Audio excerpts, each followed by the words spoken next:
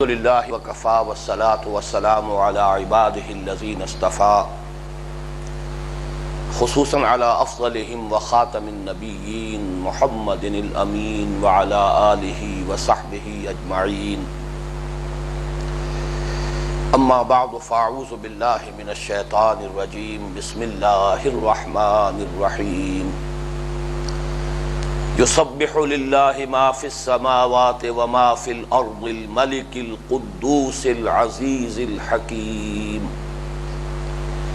هو الذی بعث فی الامیین رسولا منہم یتلو علیہم آیاتہ ویزکیہم ویعلمہم الکتاب والحکمہ وَإِن كَانُوا مِن قَبْلُ لَفِي ضَلَالٍ مُبِينٍ وَآخَرِينَ مِنْهُمْ لَمَّا يَلْحَقُوا بِهِمْ وَهُوَ الْعَزِيزُ الْحَكِيمُ ذَلِكَ فَضْلُ اللَّهِ يُؤْتِيهِ مَن يَشَاءُ وَاللَّهُ ذُو الْفَضْلِ الْعَظِيمِ صدق اللَّهُ الْعَظِيمُ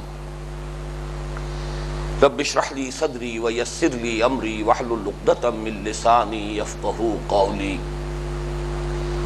اللهم ربنا الهمنا رشدنا واعذنا من شرور انفسنا اللهم ارنا الحق حقا وارزقنا اتباعه وارنا الباطل باطلا وارزقنا اجتنابه اللهم وفقنا لما تحب وترضى آمین یا رب العالمین۔ 2 ہفتے کے ناغے کے بعد ہمارا یہ سلسلہ درس پھر شروع ہو رہا ہے۔ اس وقفے سے قبل آپ کو یاد ہوگا کہ ہم نے 3 ہفتوں پر پھیلی ہوئی 12 نشستوں میں سورہ صف کا مطالعہ مکمل کیا تھا۔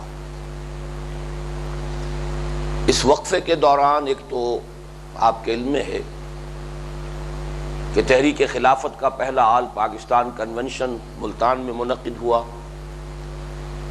اور اس سے بھی پہلے جس کا کہ ہمارے اس درس کے ساتھ مضمون کے اعتبار سے گہرا تعلق ہے، مرکزی انجمن خدام القرآن لاہور کے سالانہ محاضرات کے ضمن میں منہج انقلاب نبوی کے موضوع پر 5 تقریریں اسی جگہ پر ہوئیں۔ اس کا میں نے تذکرہ جیسا کہ ابھی عرض کیا خصوصاً اسی لیے کیا ہے کہ ہمارے سورہ صف اور سورہ جمعہ کے درس کے ساتھ منہج انقلاب نبوی کا بہت گہرا ربط اور تعلق ہے۔ ہمارا ایک معمول رہا ہے کہ ہر درس کے آغاز سے پہلے کچھ امور تمہیدی بیان ہوتے ہیں۔ آج ہمیں اس میں خاص اختصار سے کام لینے کی گنجائش ہے، اس لیے کہ سورہ صف کے ضمن میں جو باتیں تفصیل سے میں عرض کر چکا ہوں، یہاں صرف ان کا اشارتاً دہرانا کافی ہوگا۔ سب سے پہلی بات یہ کہ ہم اپنے اس مطالعہ قرآن حکیم کے منتخب نصاب کے درس میں کس مقام پر ہیں، تو یاد کر لیجئے کہ یہ اس کا چوتھا حصہ ہے، جو سورۃ العصر میں 4 شرائط نجات بیان ہوئی ہیں، ان میں سے تیسری شرط کی تفاصیل پر مشتمل ہے، بلکہ تفصیل کہنا شاید زیادہ موضوع نہ ہو، اس کا جو نقطہ عروج ہے، جو اس کا کلائمیکس ہے، تواصی بالحق، اس کے ضمن میں مختلف اصطلاحات اور آ چکی ہیں ہمارے اس درس کے دوران، دعوت الی اللہ، امر بالمعروف، نہی عن المنکر، شہادت علی الناس، یہ تمام اسی کی اصطلاحات ہیں، لیکن اس کے لیے اقامت دین، غلبہ دین حق، اور اس کے ہدف کے لیے جہاد اور قتال فی سبیل اللہ، یہ گویا کہ نقطہ عروج ہے۔ اس چوتھے حصے میں پہلا درس ہمارا تھا سورہ حج کا آخری رکوع، جو ہمارا یہ کتابی صورت میں منتخب نصاب شائع شدہ ہے۔ اس میں دوسرا درس ہے سورہ توبہ کی آیت نمبر 24 اور حضرت معاذ بن جبل رضی اللہ تعالیٰ عنہ کی طویل حدیث۔ پھر تیسرا درس جو ہے اس مطبوعہ نصاب کے اعتبار سے وہ سورہ صف پر مشتمل تھا۔ ہم نے اپنے اس مرتبہ کے درس کے دوران ان دونوں دروس کو یکجا کیا ہے۔ سورہ صف کے ضمن ہی میں سورہ توبہ کی آیت نمبر 24 کا بھی بیان ہوا اور اس حدیث نبوی کا بھی بیان ہو چکا ہے، تو مطبوعہ نصاب کے اعتبار سے تو یہ چوتھا درس ہے جو سورہ حج پر مشتمل ہے، لیکن ہمارے اس سلسلہ درس میں یہ تیسرا ہے۔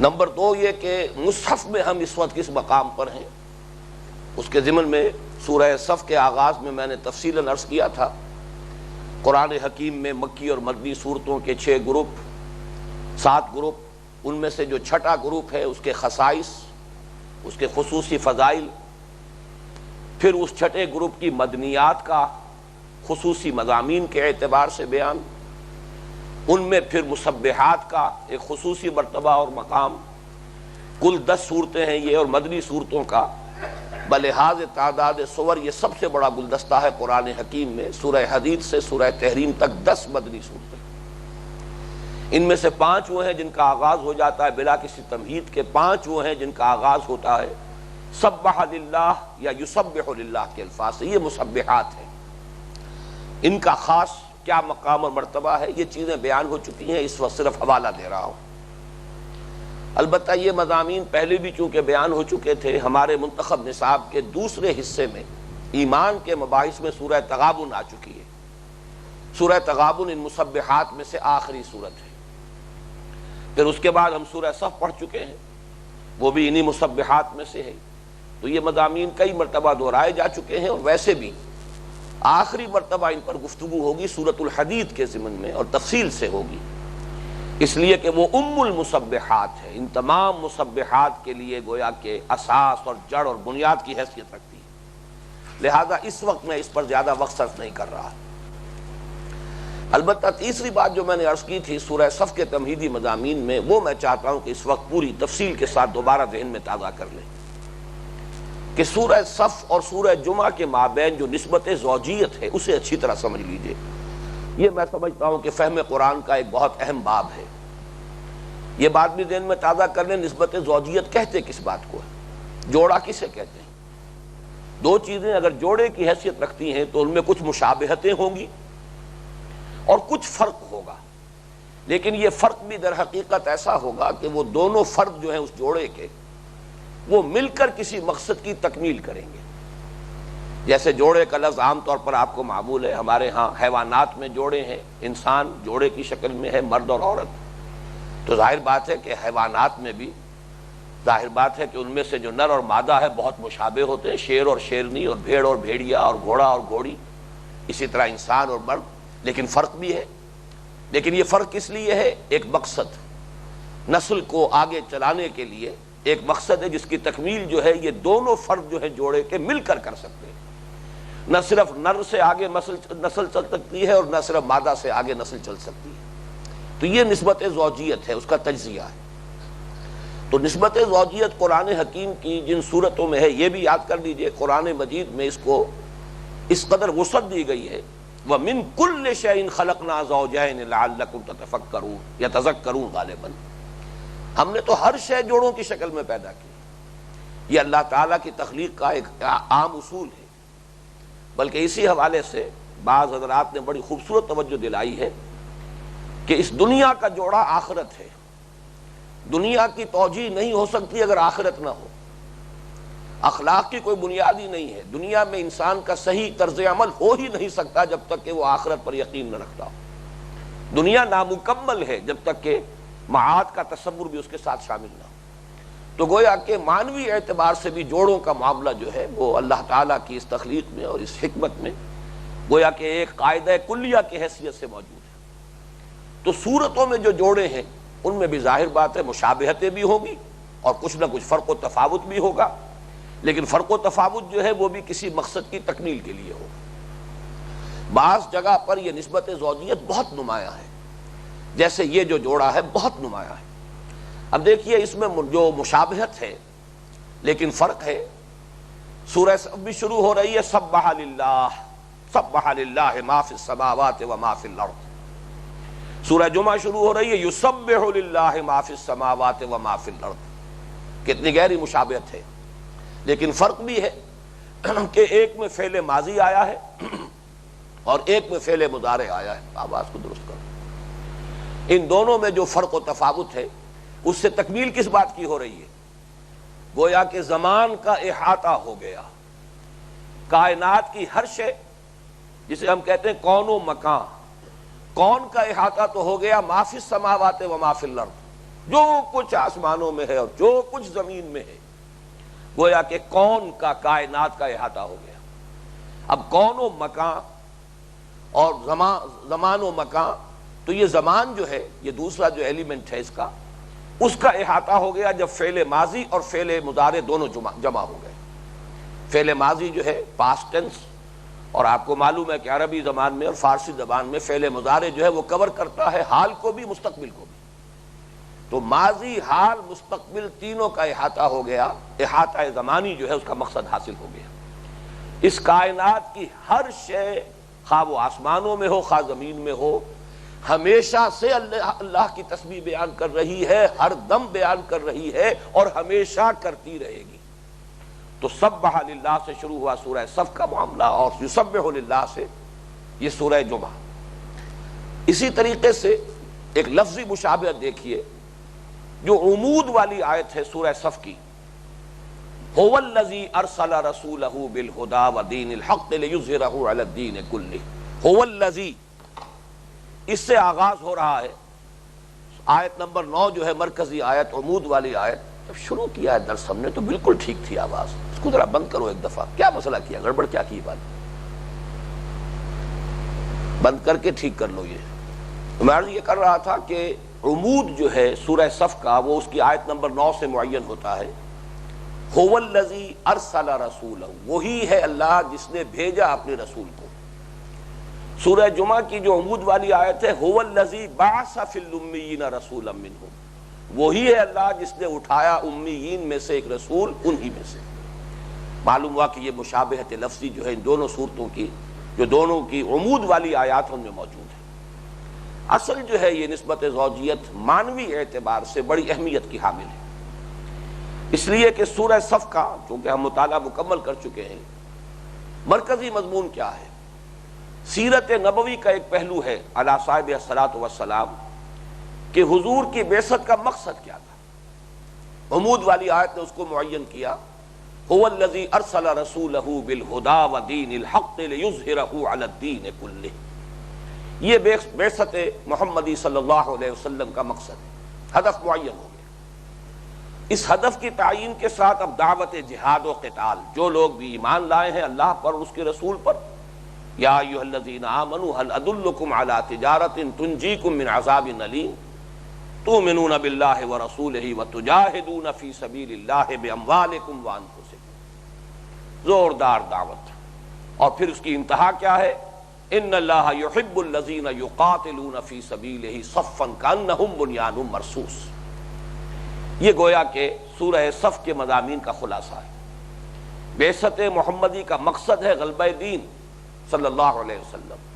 وہ ظاہر بات ہے کہ جد و جہد سے، جہاد سے، قتال سے، ایثار سے، قربانی سے ہی ہوگا، اور اس کے لیے ان کی ذمہ داری ہے ان کی جو ایمان کے مدعی ہیں اللہ پر، اس کے رسول پر۔ اب اسی کا دوسرا پہلو ہے کہ جو لوگ اس کام کے لیے مردان کار درکار ہیں، جو جہاد اور قتال کریں، وہ آئیں گے کہاں سے، کیسے فراہم کیے جائیں گے؟ ظاہر بات ہے آسمان سے تو نہیں آئیں گے، انسانوں ہی میں سے ان کو فراہم کرنا ہوگا، ریکروٹ کرنا ہوگا، جمع کرنا ہوگا۔ یہ فراہمی کیسے ہوگی؟ یعنی یہ کہ اس کے لیے دعوت کی بنیاد کیا ہے، اور نمبر 2 یہ کہ پھر ان کی تربیت کے لیے کیا بندوبست کیا جائے گا۔ جب ظاہر بات ہے تربیت پائیں گے تبھی وہ اس قابل ہوں گے کہ جہاد و قتال فی سبیل اللہ کی ذمہ داریوں کو کما حقہ اور باحسن وجوہ ادا کر سکیں۔ تو گویا کہ جو انقلاب نبوی کا اساسی منہاج ہے، اس کو اپنے ذہن میں رکھیے کہ انقلاب تو ظاہر بات ہے کہ اجتماعی جد و جہد سے آتا ہے۔ جماعت چاہیے، اس کے لیے تنظیم چاہیے، جمعیت چاہیے، طاقت چاہیے، افرادی قوت چاہیے، لیکن یہ کہ یہ افرادی قوت انفرادی تبدیلی سے وجود میں آئے گی۔ اشخاص بدلیں گے، ان کی سوچ بدلے گی، ان کا فکر بدلے گا، ان کے شب و روز بدلیں گے، ان کے عزائم بدلیں گے، ان کے مقاصد بدلیں گے، تبھی تو اس کا امکان ہے کہ انقلاب کے لیے آپ کو جو قوت درکار ہے، انسانی قوت، وہ فراہم ہو۔ یہ وہ ہے اصل میں مضمون کے جو سورہ جمعہ میں آ رہا ہے۔ تو ان دونوں کے درمیان جو گہرا ربط ہے اور تعلق ہے، اس کو یوں سمجھ لیجئے کہ بالکل واضح ہے، اور یہی معنوی نسبت زوجیت ہے جو اہم تر ہے سورہ صف اور سورہ جمعہ کے مابین۔ جیسا کہ میں نے عرض کیا تھا پچھلے اس وقفے کے دوران یہاں 5 خطبات ہو چکے ہیں منہج انقلاب نبوی پر. اس کے حوالے سے بھی تقسیم جو ہے اپنے ذہن میں بٹھا لیجئے کہ سورہ صف اور سورہ جمعہ کے مضامین میں تقسیم کیا ہے. ہم نے منہج انقلاب نبوی کو بنیادی طور پر 6 مراحل میں تقسیم کیا تھا. وہ 6 مراحل کیا ہیں؟ پہلے 3 مرحلے دعوت، تنظیم، تربیت.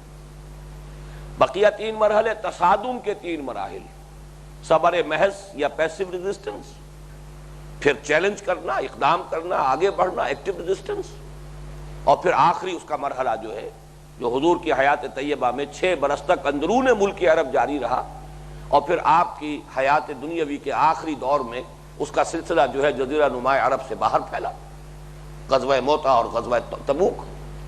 تو یہ کیا ہے؟ یہ ہے آرمڈ کانفلکٹ. تو 3 مراحل ابتدائی ہیں، دعوت، تنظیم اور تربیت.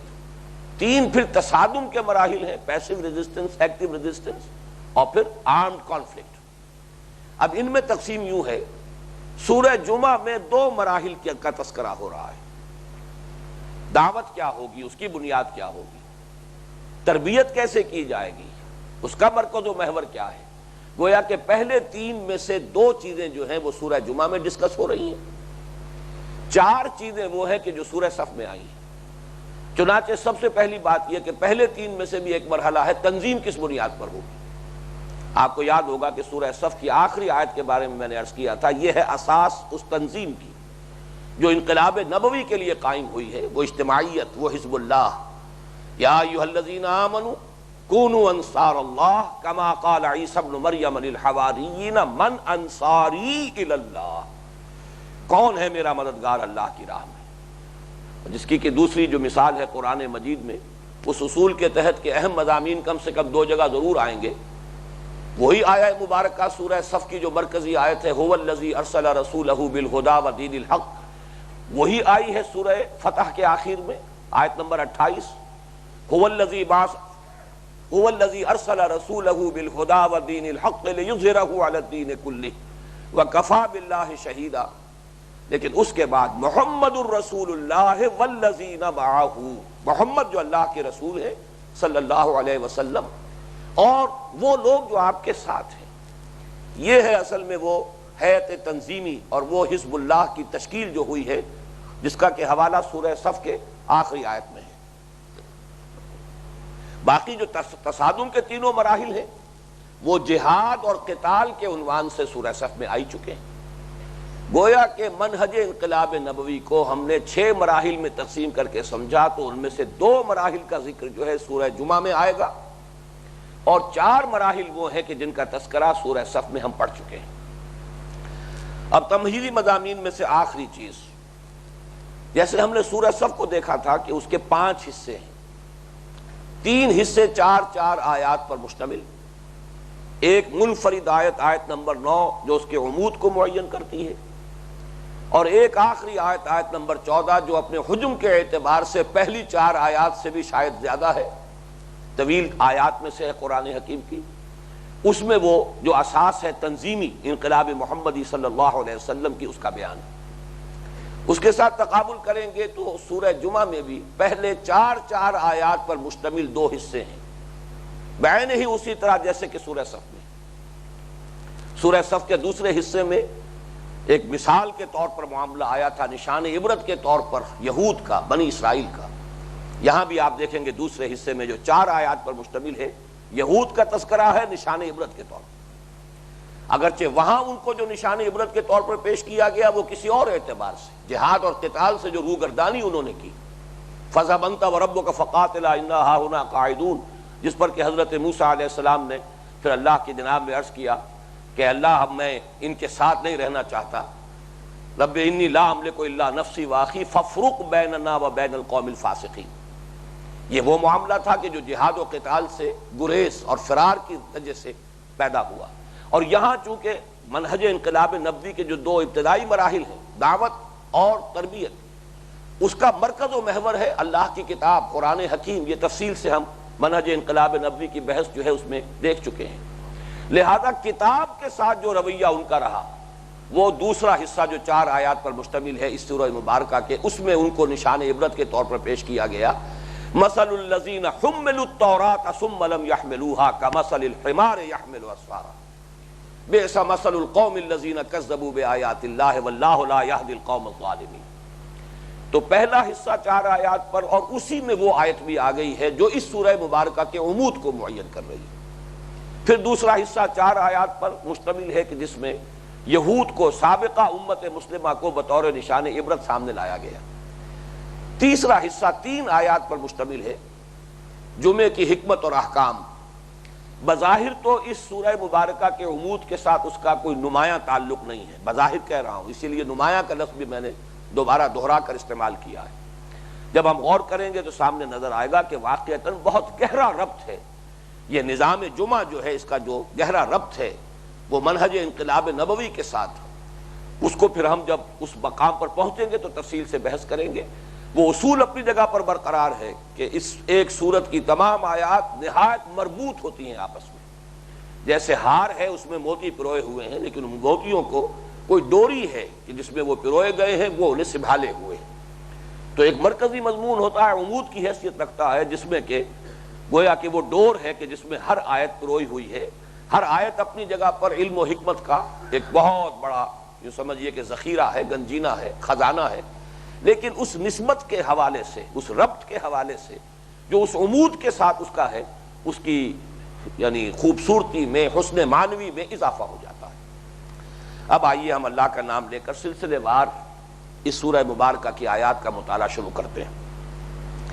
پہلی آیت مبارکہ ہے یسبح للہ ما فی السماوات وما فی الارض الملک القدوس العزیز الحکیم۔ تسبیح کرتی ہے اللہ کی اور تسبیح کرتی رہے گی اللہ کی۔ یہ میں نے فعل مضارع میں جو مضمر ہوتے ہیں دونوں زمانے، ان دونوں کو کھولا ہے۔ تسبیح کر رہی ہے اللہ کی اور تسبیح کرتی رہے گی اللہ کی، ہر وہ شے جو آسمانوں میں ہے اور ہر وہ شے جو زمین میں ہے۔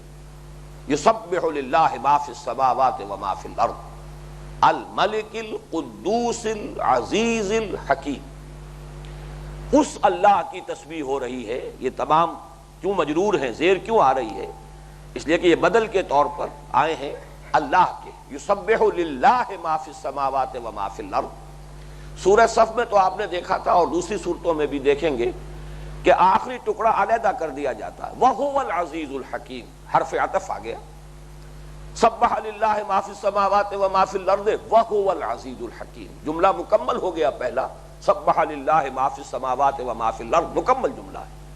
وَهُوَ الْعَزِيزُ الْحَكِيمُ یہ ایک علیحدہ جملہ ہے اور واو عطف نے ان دونوں کو جمع کیا ہے۔ یہاں ذرا معاملہ مختلف ہے۔ یہاں جو اللہ کے اسماء آئے ہیں 4، الملک القدوس العزیز الحکیم، یہ چونکہ اسی جملے کے ساتھ شامل ہیں، بدل کے طور پر آئے ہیں اللہ کے لیے، لہذا یہ سب مجرور ہیں۔ اب اس میں جہاں تک تسبیح کا تعلق ہے، اس پر گفتگو سورہ تغابن کے ضمن میں بھی ہو چکی ہے، سورہ صف کے ضمن میں بھی ہو چکی ہے۔ میں تیزی کے ساتھ صرف دوہرا رہا ہوں۔ سبح یسبح کا مادہ جو ہے عربی زبان میں، یعنی فعل ثلاثی مجرد میں، کسی شے کا تیزی کے ساتھ حرکت کرتے ہوئے اپنی سطح کو برقرار رکھنا، چاہے پانی پر ہو، پانی پر کوئی چیز تیزی کے ساتھ چل رہی ہے، ڈوبتی نہیں ہے، اس کے تہہ میں نہیں جا رہی، سطح پر قائم، یا فضا میں یا خلا میں، اب تو معاملہ فضا سے بہت آگے چلا گیا، خلا کا تصور ہے، کوئی شے تیزی کے ساتھ حرکت کرے اور وہ اپنی سطح پر برقرار رہے، تو یہ ہے سبح یسبح۔ کل فی فلک یسبحون، یہ اجرام سماویہ جو ہیں یہ سب کے سب اپنے اپنے مدار میں تیر رہے ہیں، تیزی سے حرکت کر رہے ہیں، اپنی اپنی جگہ پر برقرار ہیں۔ اسی سے باب جب باب تفعیل ہوا ہے ثلاثی مزید فی کا، تو اب یہ فعل لازم سے فعل متعدی بن گیا۔ کسی شے کو اس کے مقام پر، سطح پر قائم رکھنا، برقرار رکھنا، اللہ کو اس کے مقام رفیع پر برقرار رکھنا، اس کے ساتھ کوئی ایسا تصور شامل نہ کر دینا جو اس کے شایان شان نہ ہو، یہ ہے اصل میں تسبیح کا اصل مفہوم۔ اب ہم جب بیان کرتے ہیں تو اللہ پاک ہے، اللہ کی پاکی بیان کر رہی ہے، اگرچہ یہ الفاظ ہماری زبان کی اور اس کی وکیبلری کی محدودیت ہے، ورنہ یہ کہ ناپاکی کا کیا تصور اللہ کی ذات کے ساتھ، یہ الفاظ استعمال کرتے ہوئے بھی جھجک ہوتی ہے، لیکن یہ کہ بہرحال الفاظ ہمارے پاس یہی ہیں، وہ ہر عیب سے، ہر نقص سے، ہر ضعف سے، ہر احتیاج سے، ہر کوتاہی سے وہ بالا تر ہے، منزہ ہے، اعلیٰ ہے، عرفہ ہے۔ اور اس کے لیے کائنات کا ذرہ ذرہ گواہی دے رہا ہے. زبان حال سے تو دے ہی رہا ہے. جس شے پر غور کرو، برگ درختان سبز در نظر ہوشیار، ہر ورق دفتر است معرفت کردگار. ہر ذرہ بول رہا ہے، ہر شے پکار رہی ہے. لیکن زبان قال بھی شاید اللہ نے ہر شے کو دے رکھی ہے، اس لیے کہ کم سے کم سورہ بنی اسرائیل کے ایک مقام سے اس کی گواہی ملتی ہے. اس لیے کہ وہاں فرمایا گیا وَإِن مِّن شَيْءٍ إِلَّا يُسَبِّحُ بِحَمْدِهِ وَلَٰكِن لَّا تَفْقَهُونَ تَسْبِيحَهُمْ. کوئی شے اس کائنات میں نہیں ہے جو اللہ کی تسبیح و تحمید میں لگی ہوئی نہ ہو، لیکن تم اس کی تسبیح کو نہیں سمجھ سکتے. تو تسبیح حالی تو ہماری سمجھ میں آتی ہے، زبان حال سے کسی شے کا اللہ کی پاکی بیان کرنا یہ سمجھ میں آتا ہے. جو سمجھ میں نہیں آنے والا حصہ ہے وہ معلوم ہوتا کہ قول ہی ہے، اور اس کی گواہیاں بھی ہیں. جیسا کہ آپ کو معلوم ہے کہ حضرت داؤد علیہ السلام کے تذکرے میں ہے قرآن مجید میں، جب وہ جن کو small hours of the morning کہا جاتا ہے، تہجد کے اوقات میں جب وہ مناجات کرتے تھے. سامز کی جو کتاب ہے، یہ زبور جو ہے یہ اصل میں حمد کے ترانے ہیں، اور حضرت داؤد کو اللہ تعالیٰ نے لہن داؤدی مشہور ہے، بہت عمدہ آواز دی تھی. تو اپنی اس آواز کے ساتھ، حسن صوت کے ساتھ جب اللہ کی حمد کے ترانے جو ہے الاپتے تھے تو پرندے بھی شامل ہو جاتے تھے ساتھ، اور پہاڑ بھی ساتھ شامل ہو جاتے. پرندے تو حیوانات میں سے ہیں، پہاڑ تو جمادات میں سے، لیکن قرآن مجید کی گواہی ہے تو ہم اس کو مانیں گے. سمجھ میں آئے نہ آئے اسے ہم تسلیم کریں گے. باقی یہ میں عرض کر چکا ہوں کہ یسبح لا کر یہاں پر زمانہ حال اور زمانہ مستقبل دونوں کا احاطہ کر لیا، اور سورہ صف سے جمع کریں گے تو یہ احاطہ ہو گیا زمان کا. کائنات کی ہر شے ہمیشہ سے اللہ کی تسبیح کر رہی ہے، ہر آن کر رہی ہے، ہمیشہ کرتی رہے. اس کے بعد جو 4 اسماء حسنہ یہاں آئے ہیں اب ان پر غور کیجیے. الملک القدوس العزیز الحکیم.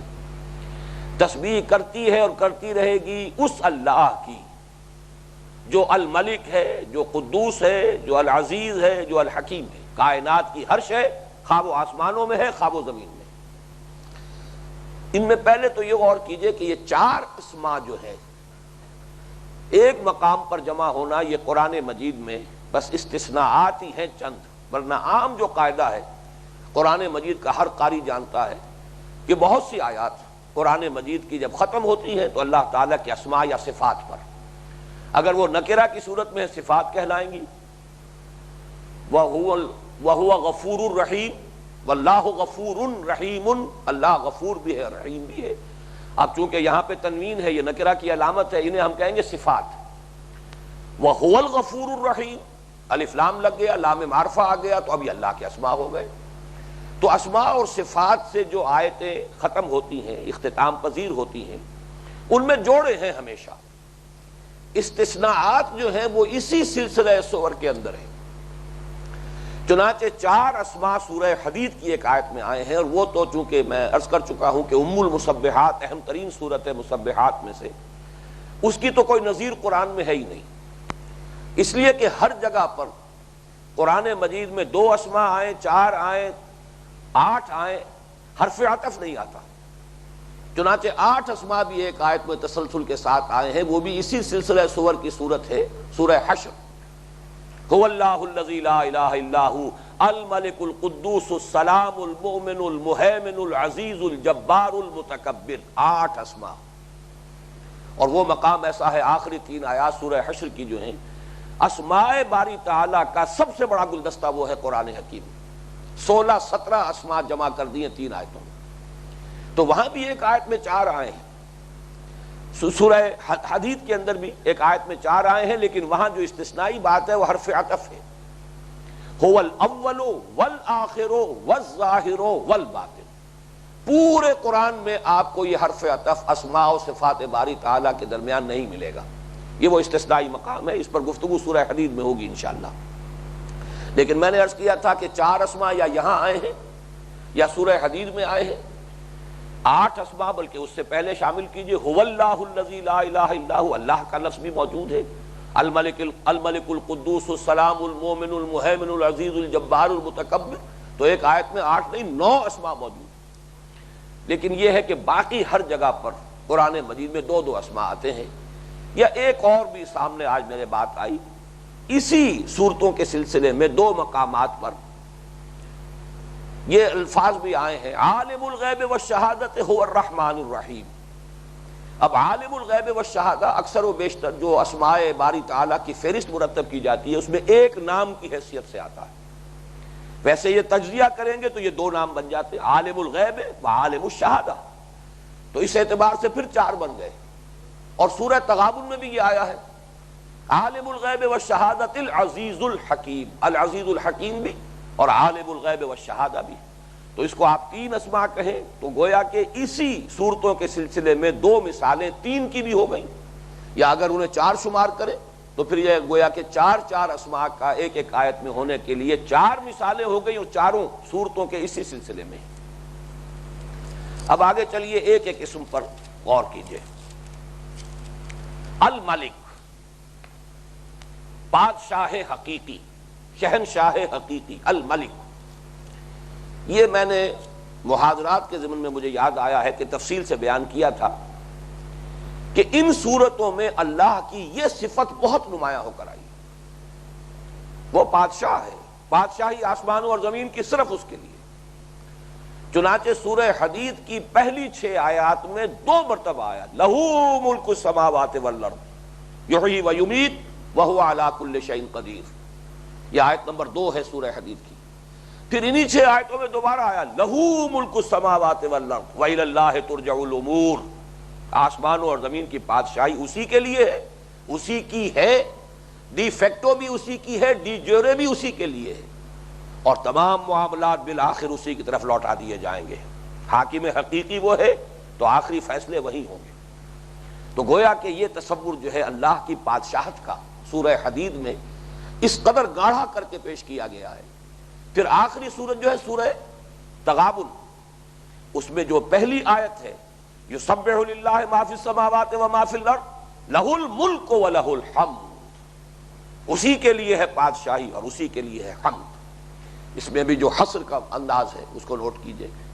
تو یہ جو 2 تصورات ہیں ان کو اچھی طرح جان لیں. یہاں پر آیا الملک، بادشاہ حقیقی وہی ہے، اور یہی الملک وہ جو میں نے 8 اسماء کا جو ایک ہی تسلسل کے ساتھ سورہ حشر کی آخری حصے میں آئے ان میں بھی پہلا نام یہی ہے. هو اللہ الذی لا الہ الا هو الملک القدوس السلام المومن المہیمن العزیز الجبار المتکبر. اس کی وجہ کیا ہے؟ یہ میں نے بارہا عرض کیا ہے کہ یہ مسبحات جو ہیں، ویسے تو یہ تمام کی تمام 10 صورتیں جو ہیں سورہ حدید سے تحریم تک بالعموم اور بالخصوص مسبحات، یہ مسلمانوں سے خطاب ان میں ہے، اصلاً کفار سے نہیں ہے، مشرکین سے نہیں ہے، اہل کتاب سے نہیں ہے. کہیں ہے تو بہت ہی یوں سمجھیے کہ برسبیل تذکرہ، اور زیادہ تر جو ہے اہل کتاب کا تذکرہ وہ ایک عبرت کے نشان کے طور پر. خطاب صرف مسلمانوں سے ہے بحیثیت امت مسلمہ. اب جو شخص مسلمان ہونے کا مدعی ہے وہ اللہ کی معبودیت کا تو اقرار کر کے آیا ہے، لا الہ الا اللہ، اشہد ان لا الہ الا اللہ واشہد ان محمد رسول اللہ. یہ تو گویا کہ اس کے لیے پہلے ہی سے موجود ہے، اس کا تو وہ انکار کر ہی نہیں سکتا. معبودیت کا تصور تو بالکل واضح ہے، لیکن جس شے کو زیادہ نمایاں کرنے کا اصل میں یہاں پہ مقصود ہے وہ کیا ہے کہ وہ صرف عبادات ہے، وہی ذات واحد عبادت کے لائق، زبان اور دل کی شہادت کے لائق. صرف یہ بات نہیں ہے بلکہ وہی حاکم حقیقی ہے، اسی کی حکومت قائم کرو. تمہارا نظام جو ہے جب تک کہ اس کی حکومت والا نظام نہ بن جائے، حاکمیت خداوندی کو بالفعل تم قائم نہیں کرتے. جیسے کہ بڑی پیاری آیت ہے سورہ مائدہ میں قل یا اہل الکتاب لستم علی شیء حتی تقیموا التوراۃ والانجیل وما انزل الیکم من ربکم. اے نبی کہہ دیجئے ان سے، اے اہل کتاب، مدعیان صاحبان کتاب، تم دیکھو اچھی طرح جان لو کوئی تمہاری حیثیت نہیں، کوئی مقام نہیں جب تک کہ تم قائم نہیں کرتے تورات کو اور انجیل کو اور جو کچھ تمہاری طرف نازل کیا گیا ہے اللہ کی طرف سے. تو معلوم ہوا کہ اصل میں جو مسلمانوں سے مطلوب ہے وہ تو یہ ہے. عقیدے کے طور پر تو انہوں نے مان لیا ہے لا الہ الا اللہ، نماز روزے کے لیے بھی تیار ہیں، اللہ ہی کے لیے نماز پڑھ لیں گے، اللہ کے لیے روزہ بھی رکھ لیں گے. جو کٹھن کام ہے وہ تو یہ کہ اللہ کی بادشاہت قائم کرو، اس کو الملک کی حیثیت سے تسلیم کرو. یہی ہے جس کا نام اقامت دین ہے، یہی ہے جس کا نام ہے آسمان کی بادشاہت زمین پر، دائی کنگڈم کم. وہ تمام اصطلاحات جو میں محاضرات قرآنی کے ضمن میں بیان کر چکا ہوں. سب کا مقصود کیا ہے؟ اللہ کی حکومت. وَيَكُونَ الدِّينُ كُلُّهُ لِلَّهِ لِتَكُونَ كَلِمَةُ اللَّهِ هِيَ الْعُلْيَا. تو اصل شے جو ہے امت مسلمہ کے لیے وہ یہ ہے. اس کسوٹی پر پرکھے جائیں گے کہ آپ لوگ واقعتاً اللہ کے نام لیوا تو ہیں اور رسول کے نام لیوا تو ہیں، واقعتاً اللہ پر اور رسول پر ایمان رکھتے کہ نہیں رکھتے. اس کٹھن کام کے لیے، اس مقصد کے لیے تن من دھن لگانے کے لیے اگر تیار نہیں، وہ دو اشعار جو میں نے کئی مرتبہ دہرائے تھے سورہ صف کے درس کے ضمن میں کہ ز نوری سجدہ می خواہی ز خاکی بے شغاں خواہی. اور کیا چاہتا ہے خاکی سے؟ شہادت بر وجود خود ز خون دوستاں خواہی. یہ ہے اصل میں چیلنج، یہ ہے جس کے لیے کہ امت مسلمہ کو ان صورتوں میں للکارا گیا ہے. یہی کام اگر نہیں کرو گے، اس سے گریز اور فرار کا راستہ اختیار کرو گے تو منافق قرار پاؤ گے اللہ کی نگاہ میں. چنانچہ سورہ صف کے بعد سورہ جمعہ ہے اور پھر فوراً اس کے بعد سورہ منافقون آ رہی ہے اس مجموعے کے اندر، اس لیے کہ اس مقصد سے گریز ہی در حقیقت نفاق کی اصل بنیاد ہے. اس سے جان چراؤ گے تو چھپا چھپا کے نہ رکھ اسے، تیرا آئینہ ہے وہ آئینہ کہ شکستہ ہو تو عزیز تر ہے نگاہ آئینہ ساز میں.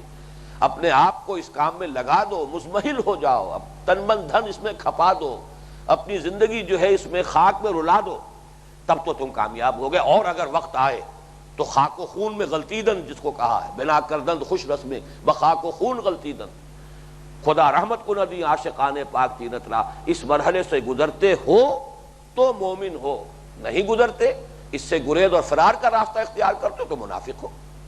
یہ سورہ منافقون میں بات واضح ہو جائے گی. اور جیسا کہ میں نے عرض کیا تھا اسی کا مطلب ہے نظام خلافت. خلافت ہے کیا؟ خلافت در حقیقت اس حقیقت کو ماننے کا نام ہے کہ الملک تو وہ ہے، پھر ہم کیا ہیں؟ ہم بادشاہ نہیں ہیں، ہمارے لیے کوئی ساورنٹی نہیں ہے. سروری زیبا فقط اس ذات بے ہمتا کو ہے، حکمراں ہے ایک وہی، باقی بتانے حاضری. اگر کوئی اور حکمرانی کا دعویٰ کرے گا وہ تو بت بن گیا، معبود بن گیا. چاہے وہ پوری نوع انسانی ہو، چاہے پوری قوم ہو، چاہے 10 کروڑ افراد ہو کسی قوم کے کسی ملک کے، ساورنٹی اس کے لیے وائس جیرنسی تمہارے لیے ہے. انسانوں کے لیے خلافت ہے. انی جاعل فی الارض خلیفہ یا داؤد انا جعلناک خلیفۃ فی الارض اور لیستخلفنہم فی الارض. یہ تمام تصورات جو ہیں اس لفظ الملک ہی کے حوالے سے. تو یہاں پر بھی آپ نے دیکھا کہ سب سے پہلا جو اللہ تعالیٰ کے اسماء حسنہ میں سے آیا ہے الملک، القدوس. پھر وہی مفہوم ہے اس میں تسبیح میں کے لیے بھی لفظ جو ہے سبوح بنتا ہے، سبوح قدوس ربنا ورب الملائکۃ والروح. یہ جو تراویح کی جو دعا ہے اس میں یہ الفاظ آپ تکرار کے ساتھ پڑھتے رہے ہوں گے. تو سبوح اور قدوس، قدوس میں در حقیقت ذاتی اعتبار سے کسی کا پاک ہونا، منزہ، اعلیٰ، عرفہ، اور سبوح میں اس کا نمایاں ہونا، ظاہر ہونا، یا اس کو دوسروں کی نگاہوں میں اس طریقے سے واضح ہو جانا کہ یہ ہر اعتبار سے ہستی کامل ہے. بہت سا باریک فرق ہے اس کے اندر. تو یہ قدوس جو ہے الملک القدوس بادشاہ ہے، اور بادشاہ ظاہر بات ہے کہ اس کے پاس اختیار مطلق ہوتا ہے. یہ جو دو اسماء یہاں پر آ رہے ہیں ان دونوں میں نسبت وہی ہے جو العزیز الحکیم میں ہے، وہی الملک اور القدوس میں ہے. العزیز مقتدر مطلق، جس کے اختیارات کو چیلنج کرنے والا کوئی نہیں، فائنل اتھارٹی، جس پر کوئی چیکس اینڈ بیلنسز نہیں ہے، جس کا کہ ہم دنیا میں تو تصور کر ہی نہیں سکتے. اس لیے کہ دنیا میں تو بڑی سے بڑی شخصیت بھی ہوگی تو اس پر کوئی نہ کوئی چیکس اینڈ بیلنسز ہوں گے. خدائی کا دعوے دار تھا فرعون. میں تو جب اس مقام سے گزرتا ہوں تو واقعہ یہ ہے کہ بہت احساس گہرا تاثر ہوتا ہے کہ ایک طرف وہ فرعون خدائی کا مدعی ہے، دوسری طرف حال یہ ہے اس نے بھانپ لیا کہ میرے اپنے درباریوں میں سے کچھ لوگ ہیں کہ جو موسیٰ کے ہم خیال بن چکے ہیں، یا یہ کہ موسیٰ کے ہمدرد بن چکے ہیں. اگر میں نے کوئی بڑا قدم اٹھایا موسیٰ کے خلاف اب علیہ الصلاۃ والسلام تو ہو سکتا ہے کہ میرے اپنے لوگوں میں کوئی بغاوت ہو جائے. لہذا اپنے دربار میں ضرونی اقتل موسیٰ، پرمٹ می، مجھے اجازت دو کہ میں قتل کر دوں موسیٰ کو. ایک طرف خدائی کا مدعی ہے، مطلق العنان بادشاہ ہے. الیس لی ملک مصر، کیا مصر کی بادشاہی میرے لیے نہیں ہے؟ وہذہ الانہار تجری من تحتی، یہ سارا آبپاشی کا نظام میرے اختیار میں ہے، جس کو چاہوں اس میں سے میں پانی دوں، جس کو چاہوں روک دوں. ایک طرف تو یہ تنتنا ہے، یہ دبدبا ہے، اور حال یہ ہو گیا ہے ذرونی اقتل موسیٰ، مجھے اجازت دیجئے آپ کہ میں موسیٰ کو قتل کروں۔ بھاگ گیا تھا، آخر بادشاہ تھا، وہ کچھ نہ کچھ فہم تو ہوتا ہے۔ اور آپ کو معلوم ہے کہ پھر وہ جو ایک صاحب کھڑے ہوئے ہیں، قال رجل مومن من آل فرعون، ایک رجل مومن تھے آل فرعون، یکتم ایمانہ، اب تک انہوں نے اپنا ایمان چھپایا ہوا تھا، ڈکلیئر نہیں کیا۔ جو تقریر انہوں نے کی ہے، میں نے بارہا اپنا تاثر عرض کیا ہے، قرآن مجید میں کسی نبی یا رسول کی بھی اتنی لمبی تقریر نقل نہیں ہوئی ہے جتنی وہ آل فرعون کے رجل مومن کی تقریر سورہ مومن میں نقل ہوئی۔ بہت مفصل تقریر، اور واقعہ یہ ہے کہ خطابت کا شاہکار ہے، جس طرح گھیرا ہے انہوں نے، دلائل دیے ہیں، تاریخی دلائل اور منطقی دلائل، عقلی دلائل، پھر دلیل کے ساتھ اپیل کو جہاں جمع کیا ہے کہ معلوم ہوا کہ پورا دربار جو ہے غالباً ان کے اس خطابت سے یا ان کے دلائل سے متاثر ہو گیا، اور فرعون صاحب کو اب وہ جو خدائی کے مدعی تھے یہ کہتے بنے بھائی جو میں نے صحیح سمجھا تھا وہ آپ کے سامنے بات رکھ دی تھی، اب بہرحال آپ لوگ اگر نہیں مانتے تو ٹھیک ہے۔ تو میں یہ مثال دے رہا تھا کہ فرعون بھی مطلق العنان چاہے کتنا ہی ہو، دنیا میں تصور ہے ہی نہیں کہ کوئی شخص بھی ایسا ہو سکتا ہے کہ اس پر کوئی چیکس اینڈ بیلنسز نہ ہو۔ جدید جو دستور بنائے جاتے ہیں، اور یہ جو بھی اپنی جگہ ایک بہت بڑا فن ہے، ماہرین دستور، اور اس کے اندر سب سے بڑا مسئلہ یہی ہوتا ہے کہ جہاں کوئی اتھارٹی آئے وہاں پر کوئی نہ کوئی چیکس اینڈ بیلنسز ہونے چاہیے، اس لیے کہ authority tends to corrupt and absolute authority corrupts absolutely.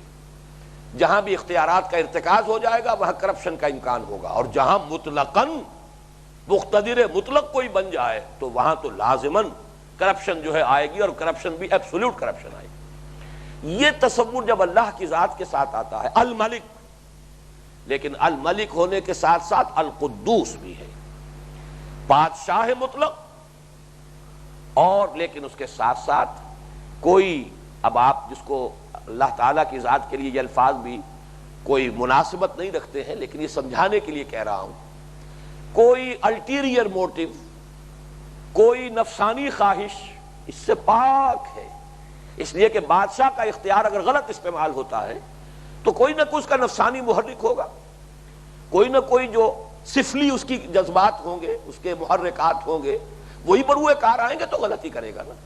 اللہ تعالیٰ پاک ہے، الملک القدوس، الملک القدوس العزیز الحکیم، جہاں اس کا اختیار مطلق ہے اس کی حکمت بھی کامل ہے، اس کا اختیار مطلق اس کی حکمت بالغہ کے ساتھ استعمال ہوتا ہے۔ اس میں میں نے بارہا عرض کیا ہے کہ پہلے میں غلطی کیا کرتا تھا کہ الفاظ استعمال کرتا تھا کہ اس کی حکمت کے تابع استعمال ہوتا ہے اس کا اختیار، یہ مناسب نہیں ہے۔ اہل سنت کے نزدیک، اور میں صحیح سمجھتا ہوں اسے، اسی لیے کہہ رہا ہوں کہ اہل سنت کے نزدیک اللہ تعالیٰ کی تمام صفات، اس کی تمام شانیں مطلق ہیں، کوئی شان دوسری شان کے تابع نہیں ہے۔ تابع ہو جانے کا مطلب محدود ہو جانا ہے، کوئی ایک شے دوسری کے تابع ہو گئی تو محدود ہو گئی، مطلق نہیں رہی۔ اللہ کا اقتدار بھی مطلق ہے، اس کی حکمت بھی مطلق ہے، اس لیے ہم کسی ایک شان کو دوسری شان کے تابع ہمیں نہیں کہنا چاہیے۔ ساتھ کا لفظ موضوع ہے کہ اللہ تعالیٰ کی جو اس کا اختیار مطلق ہے وہ اس کی حکمت بالغہ کے ساتھ استعمال ہوتا ہے، دونوں چیزیں بیک وقت موجود ہیں۔ اور یہی ہے اصل میں حکمت اس بات کی کہ قرآن حکیم میں ایک استثناء جس کا میں نے ذکر پہلے کیا ہے، اس استثناء کے سوا اللہ کے اسماء و صفات کے مابین کہیں حرف عطف نہیں آتا، اس لیے کہ یہ قاعدہ ہے نحو کا کہ حرف عطف جو ہے وہ مغایرت کا متقاضی ہے، دو شیوں کے درمیان فرق ہوگا، الف اور بے، تو الف کوئی اور شے ہے، بے کوئی اور شے ہے، لیکن اللہ تعالیٰ کی تمام شانیں اس کی ذات میں بیک وقت موجود ہیں، مغایرت کا کوئی شائبہ تک نہ ہو، اسی لیے کہیں حرف عطف نہیں آیا، جس کی سب سے بڑی مثال میں نے آپ کو دی ہے کہ 8 اسماء کس تیزی کے ساتھ، کس ریپڈ سیکوینس کے ساتھ آ رہے ہیں، الملک القدوس السلام المومن المہیمن العزیز الجبار المتکبر، کہیں حرف عطف نہیں ہے۔ اللہ کی یہ تمام شانیں اس کی ذات مبارکہ میں بیک وقت موجود ہیں، تمام شانیں مطلق ہیں، کوئی شان کسی دوسرے کے تابع نہیں ہے، کوئی کسی دوسری کو لمٹ نہیں کر رہی۔ اس اعتبار سے یہ جو 4 اسماء آئے ہیں یہاں پر، ان کے ضمن میں ایک آخری بحث ابھی جو ہے وہ رہ گئی ہے، وہ اب انشاءاللہ تعالی اگلی نشست میں وہ قرض میں ادا کروں گا۔ اقول قولی ھذا واستغفر اللہ لی ولکم ولسائر المسلمین والمسلمات۔